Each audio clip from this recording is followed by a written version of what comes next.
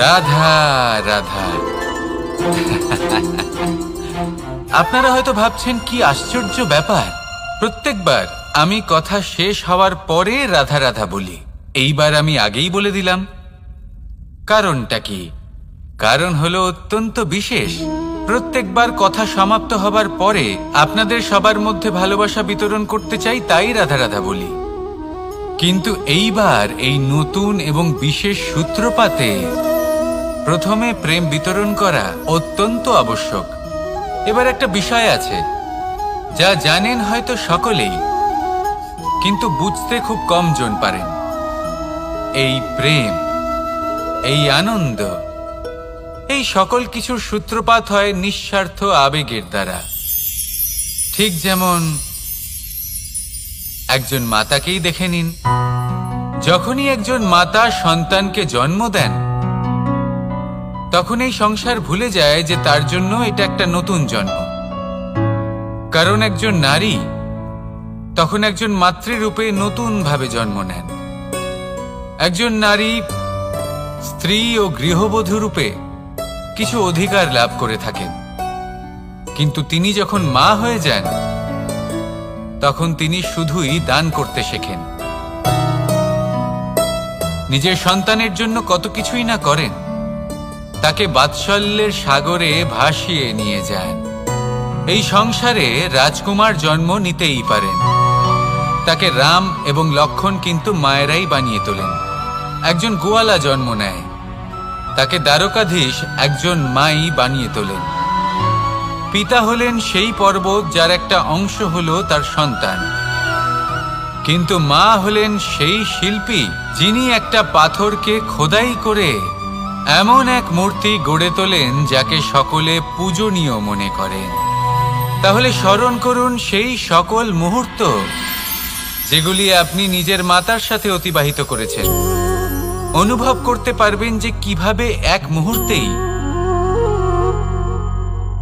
এই মন প্রফুল্ল হয়ে ওঠে। এবারের কারণ কি?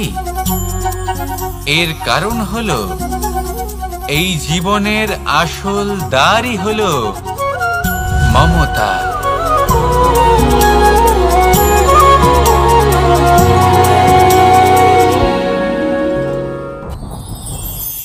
যত শক্তিশালী এই মন, তত শক্তিশালী এই শরীরও। এই যে আমাদের শরীর, এটা আসলে কি? এ হলো একটা রথের মতো। আর একটা রথ ততক্ষণ চলতে পারবে না যতক্ষণ না তাকে কোনো সারথি চালাবে। এই মন হলো শরীরের সারথি।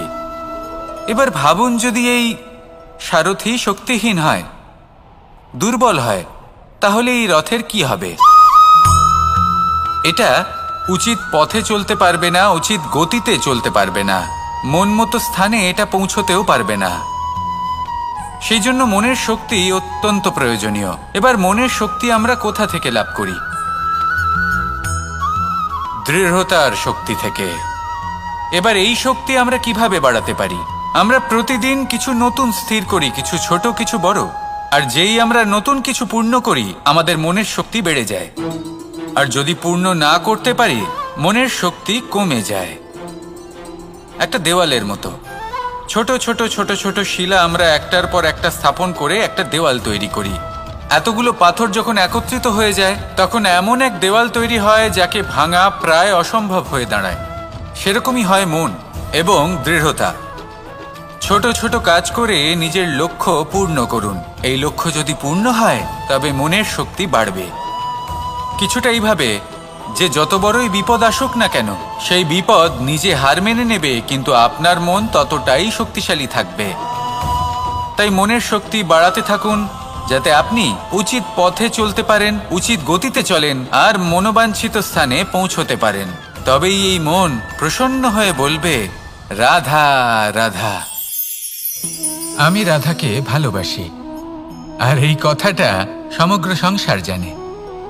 আর সময় অন্তরে লীলার দ্বারা, বিভিন্ন ঘটনা দ্বারা, কর্মের দ্বারা আমি নিজের এই ভালোবাসা রাধার সামনে প্রকাশ করি। এবার আপনি বলবেন, এসবের কি প্রয়োজন? রাধা কি এই কথা জানে না যে কৃষ্ণ তাকে কতটা ভালোবাসে? অবশ্যই জানে, কিন্তু এই যে ভালোবাসা, তা মনে রেখে দেওয়ার জন্য নয়, তা প্রকাশ করার জন্য। আর বারংবার এই ভালোবাসাকে প্রকাশ করা উচিত, উচিত সময় এবং উচিত সুযোগ দেখে। কিরকম? এবার যদি আপনি প্রেমীর সাথে কোনো উৎসবে থাকেন, তাহলে তার সাথে নৃত্য সঙ্গীত করুন। যদি ভিড়ের মাঝে থাকেন, তখন প্রেমীকে সম্মান করুন, একান্তে প্রসাধন করুন। দুঃখের সময় তার হাত ধরে থাকুন, সুখের সময় আলিঙ্গন করে রাখুন। এই প্রেম যত প্রকাশ করবেন, ততই এই প্রেমের বৃদ্ধি হবে। এই প্রেম আরো বেশি গভীর হবে, অটুট হবে। তাই এই প্রেমকে মনে নয়, আপনার জীবনে স্থান দিন। মন খুলে প্রকাশ করুন আর আমার সাথে ভালোবেসে বলুন, রাধা রাধা। মুঠো হাতের শক্তি বেশি, মুঠো খুললেই তা দুর্বল। তা এমন কি থাকা উচিত এই বন্ধ মুঠোয়, যা লাখের সমান? মানসিকতা এবং স্বপ্ন। মানুষ জন্মগ্রহণ করে, তার মানসিকতা সময়ের সাথে উন্নত হয়। মানসিকতা অনুযায়ী সে স্বপ্ন দেখে, আর সেই স্বপ্ন সার্থক করতে সে পরিশ্রম করতে থাকে। কিন্তু খুব গুরুত্বপূর্ণ একটা কথা আছে যা আপনার মনে রাখা উচিত। আপনার এই মানসিকতা, আপনার এই স্বপ্ন, তা যেন আপনার নিয়ন্ত্রণে থাকে। আপনার বন্ধ মুঠোয় যেন এর লাগাম থাকে, আপনি যেন এর প্রভু হন। যদি তা হয়, তবেই আপনি লাভবান হবেন। যদি এরা আপনাকে নিয়ন্ত্রণ করতে থাকে, যদি আপনার মুঠো খুলে যায়, না পথ আপনার নিয়ন্ত্রণে থাকবে, না মানসিকতা থাকবে, না স্বপ্ন নিয়ন্ত্রণে থাকবে। আর যদি তাই হয়, তাহলে আপনি আপনার ভবিষ্যৎ নষ্ট করে ফেলবেন। তাই নিয়ন্ত্রণ করতে শিখুন নিজের বিচার বুদ্ধি, নিজের মানসিকতা, নিজের স্বপ্নকে। নিজের এই স্বপ্ন পূরণ করুন আর আমার সাথে ভালোবেসে বলুন, রাধা রাধা। আমার কাছে যশোদা মা যেমন, আমার কাছে দেবকী মা যেমন, আমার কাছে ঠিক তেমনই হলেন গোমাতা। এবার ভেবে দেখার বিষয় হলো এটা, যে এই সংসারে অসংখ্য প্রাণী আছে। একজন গাইকে একজন মায়ের মর্যাদা কেন দেওয়া হয়? তাহলে এর অনেকগুলো কারণ আছে। এই গাই অর্থাৎ গোমাতা, এনারা হলেন অত্যন্ত শান্ত, শান্তি প্রিয়, কখনো কারোর কোনো ক্ষতি করতেই পারেন না। গোমাতা যে দুধ নিজের বাছুরকে পান করান, সেই দুধই আমাদেরও দেন। সেই দুধ পান করে আমরা শক্তি লাভ করি। এই দুধ থেকে আমরা মাখন, ঘি, পায়েস, এইসব সুস্বাদু খাবার লাভ করি। গোমাতার গোবর আমাদের জ্বালানি হিসেবে সাহায্য করে, যার ফলে খুব কম সংখ্যক কাঠ ব্যবহার করা যায় এবং বেশিরভাগ জঙ্গল সুরক্ষিত থাকে। গোমাতার গোমূত্র, সেটাও আমাদের কাছে লাভজনক। এর দ্বারা আমরা অনেক রোগ থেকে মুক্তি লাভ করতে পারি। গোমাতা যখন একটি বাছুরকে জন্ম দেন, তখন সেই বড় হয়ে আমাদের ক্ষেত কর্ষণ করে। সেই জন্য গাইকেও জীবনে মায়ের মর্যাদা দেবেন। যতটা সম্ভব তাকে সেবা করুন এবং ভালোবেসে তাকে পালন করুন। এই মন নিজে থেকেই প্রসন্ন হয়ে বলবে, রাধা রাধা। চলতে থাকা, থেমে যাওয়া, বিশ্রাম নেওয়া, তারপর দম নিয়ে পুনরায় দাঁড়িয়ে পড়া, আর তারপর আবার সেই পথ চলা। এটা জীবনের অভিন্ন এক অঙ্গ, এটার থেকে আপনি পালাতে পারবেন না।